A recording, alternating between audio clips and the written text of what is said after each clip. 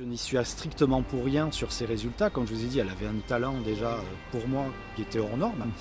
Mais je me suis toujours souvenu que lors du passage de mon diplôme de maître nageur, il y a quand même un cours qui m'avait marqué. C'était cette personne qui était intervenue qui nous disait qu'on avait aussi un devoir de détection et qu'on n'était pas à l'abri au cours de notre carrière d'avoir en face de nous un nageur pétri de talent. Et c'est toujours resté dans un coin de ma tête. Et lorsque j'ai rencontré Emeline Pierre en leçon de natation, ça a fait tilt et je me suis dit, elle, quand même, il y a quelque chose à faire. Chaque fois que je lui donnais des exercices à faire, elle était particulièrement à l'aise, très souriante, très polie et quelqu'un qui a une glisse phénoménale. Voilà, un enfant qui a une glisse phénoménale. Et quoi qu'on lui demande, de toute façon, elle a une facilité. C'est déconcertant. Pour mettre les maîtres nageurs au chômage, c'est pas mal. En fait, lors de la fin d'une leçon, j'ai demandé s'il était possible de voir la maman. Parce que je voulais discuter avec elle et lui montrer justement de quoi était capable Emeline, notamment cette glisse phénoménale, et qu'il y avait peut-être quelque chose à faire, et notamment contacter le club des Dauphins palois pour faire un test. C'est parti comme ça, la maman était d'accord, et après moi j'ai refilé le bébé aux Dauphins palois, j'ai pas eu de nouvelles pendant des années, et c'est en ouvrant par hasard La République que j'ai vu, il y avait un reportage sur Emeline Pierre.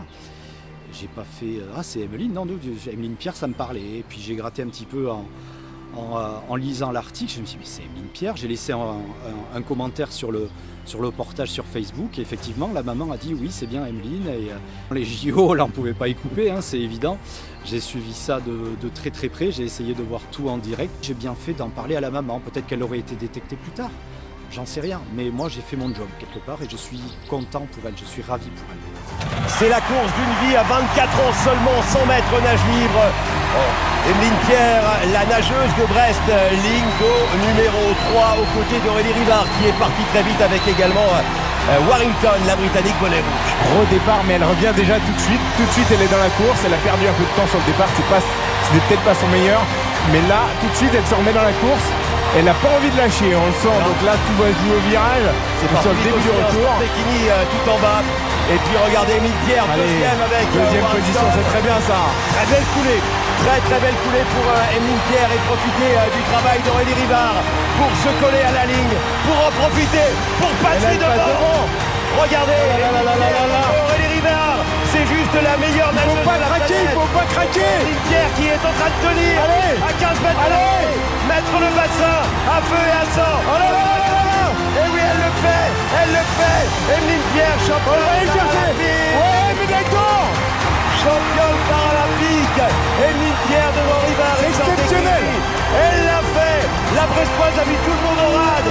C'est elle qui est au bout du monde devant avec un chrono d'une 49. Un chrono fabuleux à 200e du record de France. Mais qu'importe, il lui permet d'être championne paralympique.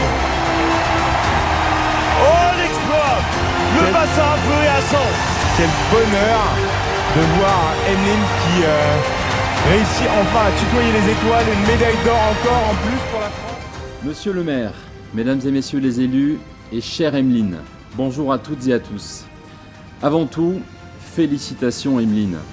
Après nous avoir fait rêver il y a bientôt 1 an avec ta médaille d'or et ta course exceptionnelle, te voici maintenant honoré ici à Billère où tout a commencé pour toi.